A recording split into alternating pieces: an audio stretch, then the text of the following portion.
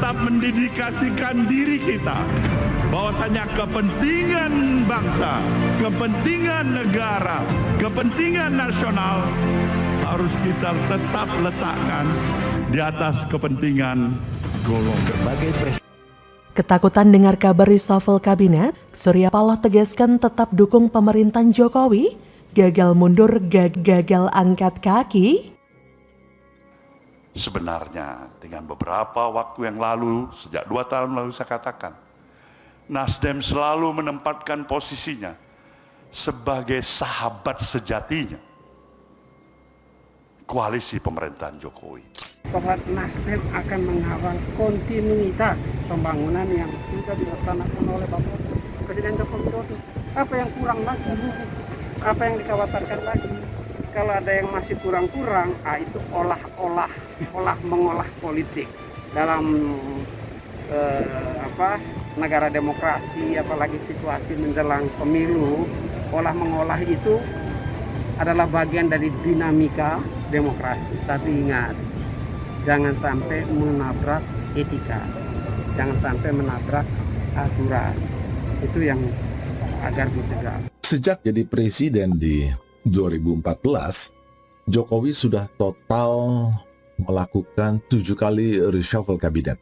4 kali di periode pertamanya, 2014-2019, dan 3 kali di periode keduanya. Reshuffle yang terakhir itu bulan Juni lalu. Maka reshuffle keempat nanti ini adalah hal yang biasa-biasa saja bagi Presiden Jokowi. Ketua Umum Partai Nasional Demokrat Nasdem Surya Paloh mengaku ada pihak tertentu yang menginginkan agar partainya segera mengundurkan diri saja dari koalisi dan segera angkat kaki dari kabinet Jokowi setelah resmi mencapreskan Anies pada Pilpres 2024 mendatang. Tak hanya desakan untuk segera hengkang, Surya Paloh juga mengaku partainya habis-habisan kena nyinyir karena mengusung Anies Baswedan yang dianggap membawa pikiran-pikiran yang bertentangan dengan komitmen kebangsaan. Kendati mengaku mendapat tekanan luar biasa, namun Surya Paloh memastikan pihaknya tak bakal mengurungkan niatnya untuk mengusung Anies Baswedan pada Pilpres mendatang. Paloh melanjutkan, meski saat ini sudah resmi mendukung Anies, namun Nasdem, kata dia, tetap berada di barisan koalisi untuk mendukung Jokowi Ma'ruf hingga akhir masa jabatan nanti. Surya Paloh bahkan menyebutkan sejak 2 tahun lalu, partainya sudah menyebutkan akan tetap menjadi sahabat sejati koalisi pemerintah. Sekarang gini,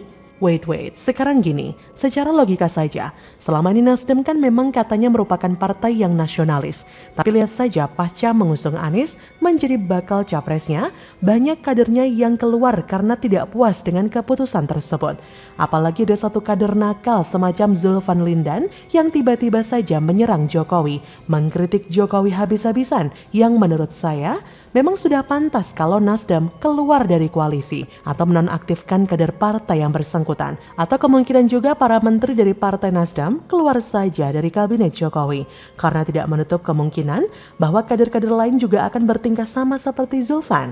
Toh kemarin juga sombong kan, berucap banyak kader yang keluar tapi yang masuk ke Nasdem juga banyak. Padahal yang masuk para kadrun semua para pendukung Anies. Apa nggak akan bertingkah sama kayak Zulfan? Retorika Anies dan Surya Paloh ini memang cocok ya, pinter banget bacotnya. Di sisi lain, Surya Paloh juga mengilustrasikan saat pemerintahan Jokowi menaikkan harga BBM. Paloh menyebutkan dari 7 fraksi koalisi pemerintahan di DPR, hanya Nasdem yang secara gamblang mendukung kebijakan tersebut. Sebenarnya nggak terlalu penting ya terkait dukungan Nasdem soal kenaikan harga BBM, karena tanpa didukung pun Jokowi akan tetap pada pendiriannya. Pada awalnya mungkin Nasdem ini berpendapat bahwa kemunduran elektabilitasnya bisa diperbaiki dengan pengumuman Anies sebagai calon presidennya. Harapannya, suara dari pendukung Nasdem akan mengangkat elektabilitas Nasdem. Tapi agaknya perhitungan itu akan meleset, Partai Nasdem blunder. Justru pencapresan Anies malah membuatnya seperti terbelenggu. Pergerakannya menjadi sangat terbatas, malah setengah-setengah coy. Menuruti Anies dan pendukungnya akan membuat simpatisannya yang selama ini adalah pendukung Presiden Jokowi terancam hilang. Sementara bila mempertahankan sikapnya yang sebagai partai utama pendukung Jokowi juga membuat jaminan dukungan dari simpatisan Anies tidak bisa diharapkan. Sedangkan Anies walau terkesan malu tapi mau. Terbukti belakangan ini sudah lincah banget dan sibuk bersilat kata, seakan tidak masalah dengan polarisasi. Tapi sayangnya negeri ini sering gagal paham.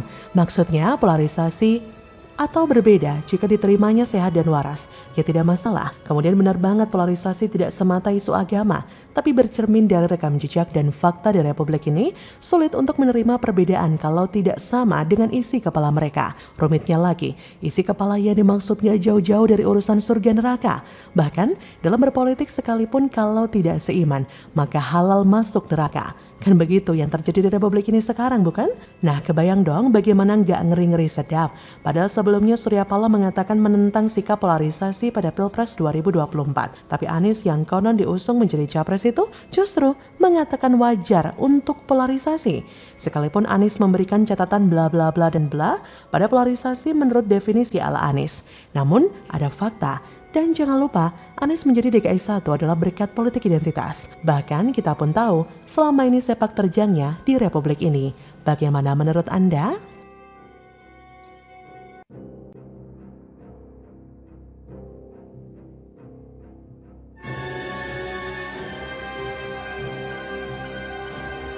Yang menegaskan pesan-pesan tentang kebangsaan, pesan-pesan tentang kemajuan, tentang persatuan pasti saya sampaikan.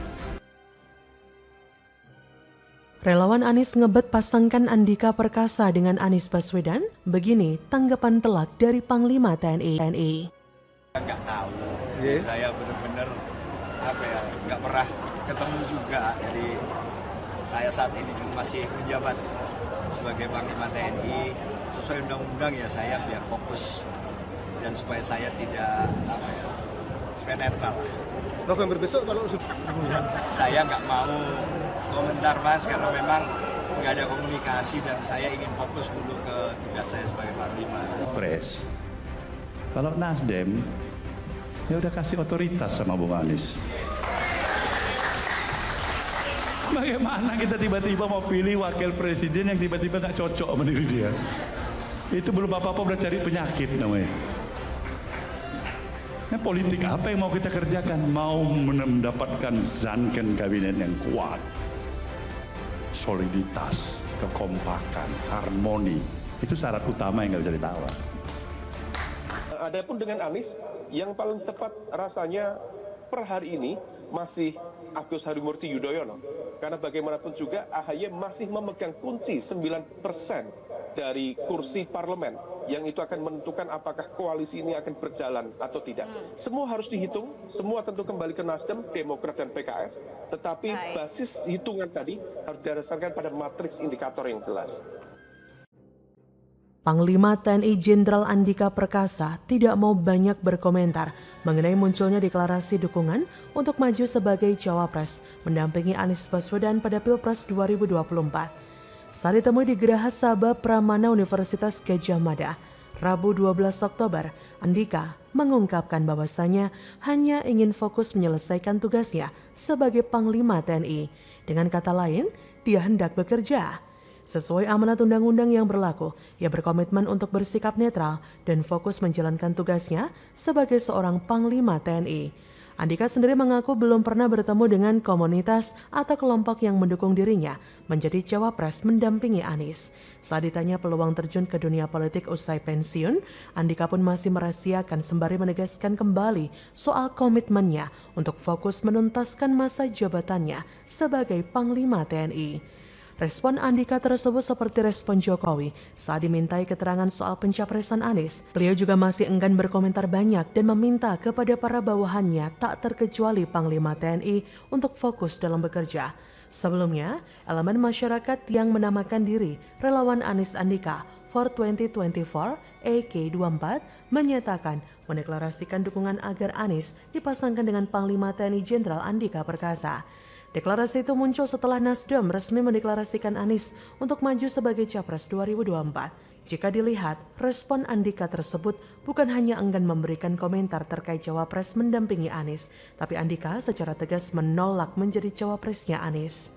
Kenapa penulis bisa berkata seperti itu? Mungkin saja Andika menolak karena secara jabatan dan tolak ukur prestasi serta kualitas dirinya lebih baik dan lebih bermartabat daripada Anies yang secara kinerja dan tata kata tak bisa dipertanggungjawabkan sama sekali.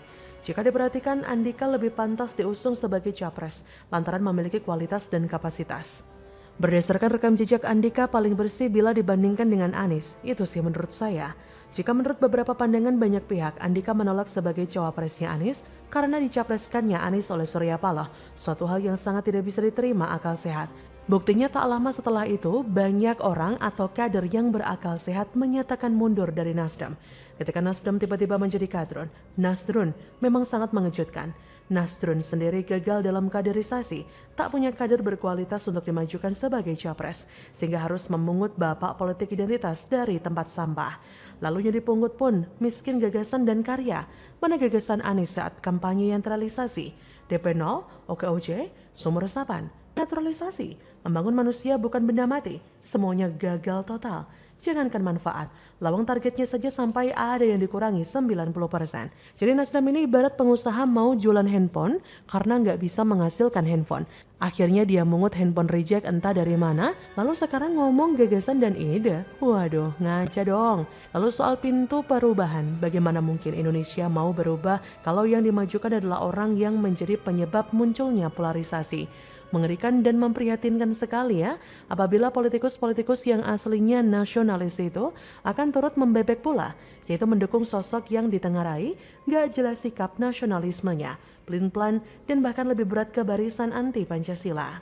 Sebab mustahil rasanya mereka mengambil sikap tegas dengan mengundurkan diri dari parpol itu. Dengan mundur dari parpol yang telah mengantarkan atau menempatkan mereka di kursi-kursi empuk legislatif, DPR, dan DPRD, sama saja dengan menguburkan peluang mereka untuk kembali duduk nikmat di Senayan. Jadi tidak heran jika Andika menolak disandingkan dengan Anies. Partai dan capresnya saja sudah bertentangan dengan visi misinya untuk setia kepada Pancasila. Jadi bagaimana menurut Anda?